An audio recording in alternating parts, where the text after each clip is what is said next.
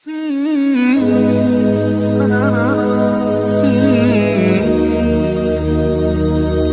حکومتوں کو مسلمانوں کو قربان کر دیا۔ 22 لاکھ مربع میل کے فاتح بنے جناب عمر فاروق، اور لوگوں کی خبر گیری کا کیا حال ہے۔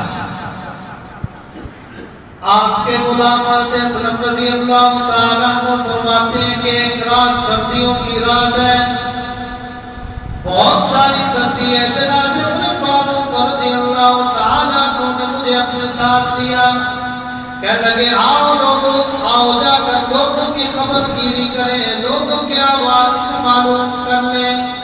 جناب عمر فاروق رضی اللہ تعالیٰ عنہ کو یہ معلوم تھا، ان اصحاب پیغمبر کے دلوں میں یہ بات راسخ ہو چکی تھی، مضبوط ہو چکی تھی کہ جو حکومت ہمیں ملی، جو خلافت ہمیں ملی، اس کے بارے میں کل ہم سے پوچھا جائے گا، تمہیں خلافت دی تھی، تمہیں حکومت دی تھی، تمہیں لوگوں کا سربراہ بنایا تھا، تمہیں لوگوں کا والی بنایا تھا، تم نے ان کے ساتھ کیسا معاملہ کیا، کیسا انصاف کیا۔ جناب عمر فاروق رضی اللہ تعالیٰ عنہ نے اپنے غلام اسلم کو کہا کہ آؤ جا کر لوگوں کے احوال معلوم کریں، ان کو کوئی تکلیف تو نہیں ہے، ان کی تکلیف کو دور کریں، ان کو کوئی پریشانی تو نہیں ہے، ان کی پریشانیاں دور کریں، ان کو کسی چیز کی ضرورت تو نہیں ہے، ان کی ضرورتوں کو پورا کریں، ان کو کسی چیز کی حاجت تو نہیں ہے، ان کی حاجتوں کو پورا کریں۔ حضرت اسلم رضی اللہ تعالیٰ عنہ فرماتے ہیں کہ ہم نکل گئے صحرا کے اندر، دور ہمیں ایک روشنی نظر آئی، دیکھا کہ روشنی نظر آ رہی ہے، ہم ادھر چلے گئے تو دیکھا ایک عورت ہے، اس نے چولہا جلایا ہوا ہے، اور اس نے ایک ہانڈی اس کے اوپر رکھی ہوئی ہے، نیچے آگ جل رہی ہے۔ جناب عمر فاروق رضی اللہ تعالیٰ عنہ کی پکار سنے کہ کیسے پکارا، کہا کہ او روشنی والو، آگ والوں نے کہا فرمایا او روشنی والو تمہارا کیا حال ہے، اگر تم اجازت دو تو ہم تمہارے پاس آ جائیں۔ عورت کہنے لگی اگر تم اچھے طریقے سے آنا چاہو تو آ جاؤ، اگر کوئی برائی کا ارادہ ہے تو پھر وہیں سے ہی واپس چلے جاؤ۔ جناب عمر فاروق رضی اللہ تعالیٰ عنہ اس عورت کے پاس چلے گئے، پوچھا کیا ہو رہا ہے، کہنے لگے یہ میرے بچے ہیں، سو رہے ہیں، کھانے کے لیے کچھ نہیں ہے، ہڈیاں چڑھائی ہوئی ہے، اس کے اندر پتھر ہے، بچوں کو بہلا رہی ہوں کہ وہ سو جائیں، کھانے کے لیے تو کچھ ہے نہیں۔ جناب عمر فاروق رضی اللہ تعالیٰ عنہ نے عورت سے کہا کہ تو نے عمر کو خبر کیوں نہیں کی، تو اس عورت کہنے لگی کہ عمر کو ہمارے حال کا کیا پتا۔ جناب عمر فاروق رضی اللہ تعالیٰ عنہ نے اپنے غلام کو ساتھ لیا، فوراً کہا میرے ساتھ آ جاؤ، بیت المال میں چلے گئے، اپنے غلام کو کہنے لگے کہ فوراً آٹے کی تھیلی میری کمر پر رکھو، گھی میرے کمر پر رکھو۔ حضرت اسلم رضی اللہ تعالیٰ عنہ کہنے لگے امیر المؤمنین خلیفۃ المسلمین، آپ مسلمانوں کے خلیفہ، آپ امیر المؤمنین، 22 لاکھ مربع میل کے فاتح، آپ یہ کام مجھے دے دیں، میں کرنے کے لیے تیار ہوں۔ جناب عمر فاروق رضی اللہ تعالیٰ عنہ کا جواب سنیے، ایمان تازہ کیجیے۔ جناب عمر فاروق رضی اللہ تعالیٰ عنہ نے کہا اسلم آج دنیا میں تو میرا بوجھ اٹھانے گا، کل قیامت کے دن میرا بوجھ کون اٹھائے گا، کل قیامت کے دن میرا بوجھ کون اٹھائے گا۔ اسلم آج تو میرا وزن اٹھا دے گا۔ فوراً اس عورت کے پاس پہنچے اور اس کے ساتھ مدد کی، ہاتھ بٹایا، کھانا تیار کروایا، اور پھر کھانا جب تیار ہو گیا تو دور جا کر بیٹھ گئے۔ اس عورت نے بچوں کو اٹھایا، کھانا کھلایا، پھر بچوں کے چہروں پر مسکراہٹ آئی۔ جناب عمر فاروق رضی اللہ تعالیٰ عنہ نے کہا کہ ہاں اب مجھے اطمینان ہو گیا، اب سب چلتا۔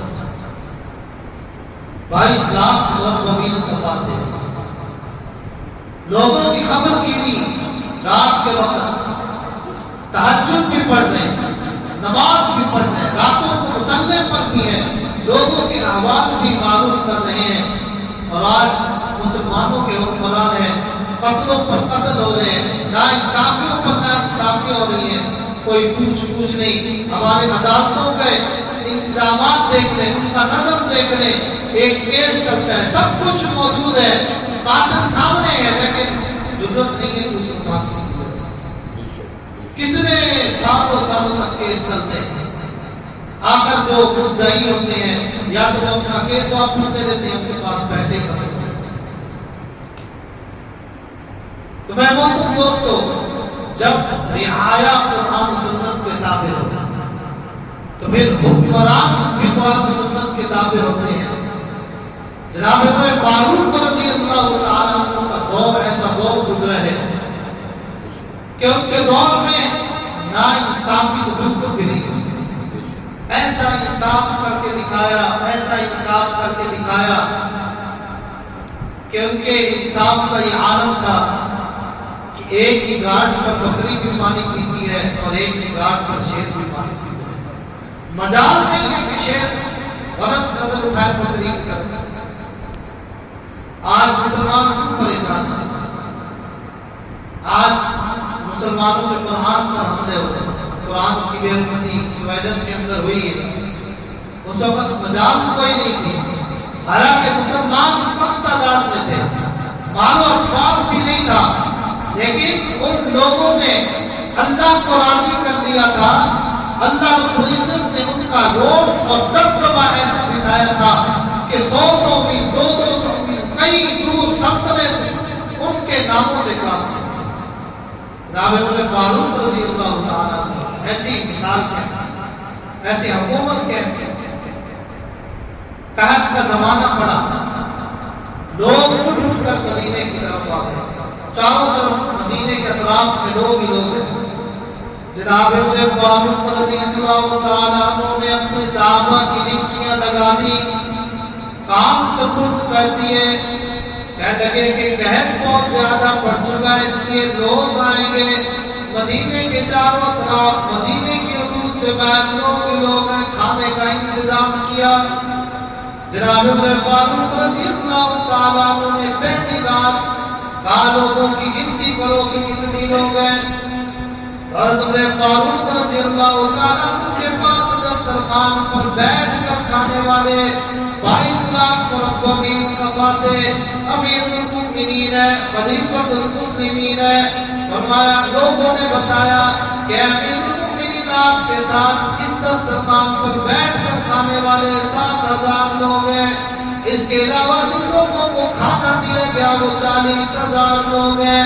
میں دوسرے دن گنتی کرو، دوسرے دن 10,000 لوگوں نے جناب عمر فاروق رضی اللہ تعالیٰ عنہ کے ساتھ کھانا کھایا۔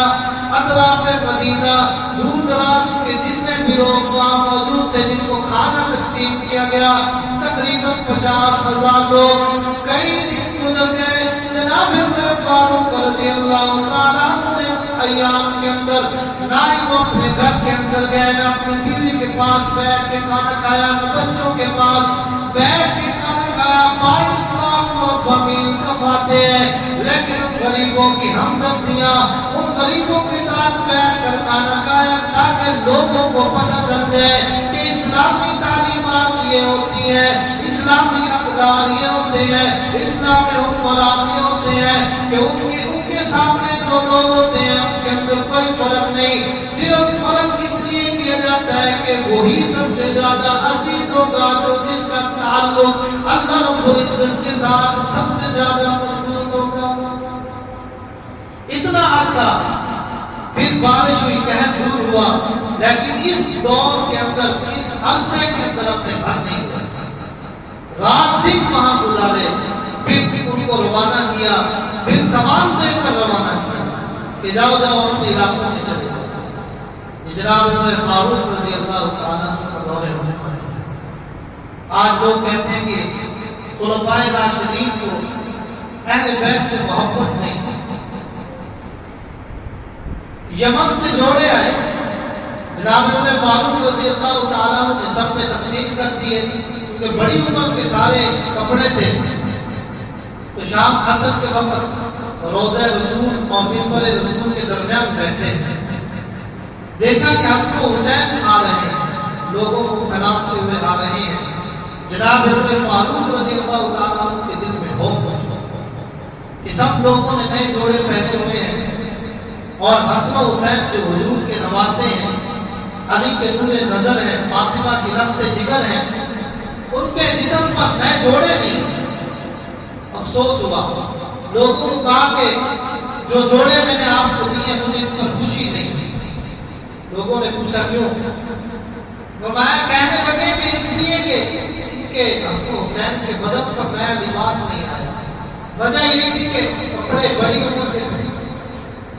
فوراً یمن کے حاکم کو خط لکھا کہ مجھے اس لاکھ کے 2 بہترین جوڑے جلدی تیار کر دیں۔ فوراً چند ہی ایام میں جوڑے آ گئے، حسن و حسین کو پہنائے اور پھر کہا کہ آج مجھے خوشی ہوئی۔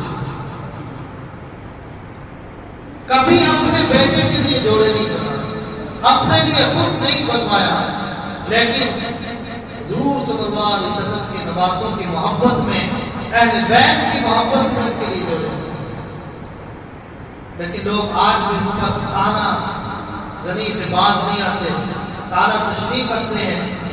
تو میں بہت دوستو اس بات کو ذہن میں رکھنا، صحابہ کرام رضوان اللہ علیہم اجمعین کی گواہی خود اللہ رب العزت نے دے دی، اور ان کے جنتی ہونے کی گواہی خود اللہ رب العزت نے دے دی، اور ان پر نبی کریم صلی اللہ علیہ وسلم کا راضی ہونا خود زبان نبوت سے ثابت ہے، اور کئی صحابہ کرام کو زبان نبوت سے، لسان نبوت سے جنت کی بشارتیں مل گئی۔ پھر اس کے بعد اگر کوئی ہستیوں کو بحث مباحثہ کرے، ان ہستیوں کو زیر بحث لائے تو اسے اپنے ایمان کی فکر کرنی چاہیے، ہو سکتا ہے کہ اس کا ایمان ہی نہ چلے، کیونکہ وہ ہستیاں تو اللہ کے یہاں شرف قبولیت پا چکی ہیں۔ اس لیے ہمیں چاہیے کہ ہم کوئی بات کرنے سے پہلے اس کے بارے میں علماء سے پوچھ لیں، مفتیان کرام سے پوچھ لیں۔ آج سوشل میڈیا کا دور ہے، ہر ایک اٹھتا ہے اور صحابہ کرام رضوان اللہ علیہم اجمعین پر بحث اور تکرار شروع کر دیتے ہیں۔ ہمیں چاہیے کہ ہم ان کے بارے میں اپنا صحیح عقیدہ بنائیں، اور جن کے بارے میں جن کو اللہ تبارک و تعالیٰ نے رضی اللہ عنہ و رضوان کا سرٹیفکیٹ دے دیا، اس سے بڑھ کر اور کیا بات ہو سکتی ہے؟ صحابہ کی گواہی کے اندر قرآن موجود ہے، قرآن سے بڑھ کر دنیا میں کوئی کتاب نہیں ہے۔ اس لیے ہمیں بھی چاہیے کہ ہم اپنا عقیدہ ان ہستیوں کے بارے میں مضبوط بنائیں۔ اللہ رب العزت ہمیں ان ہستیوں سے پیار کرنے کی توفیق عطا فرمائے اور ان کے نقش قدم پر چلنے کی توفیق عطا فرمائے۔ وآخر دعوانا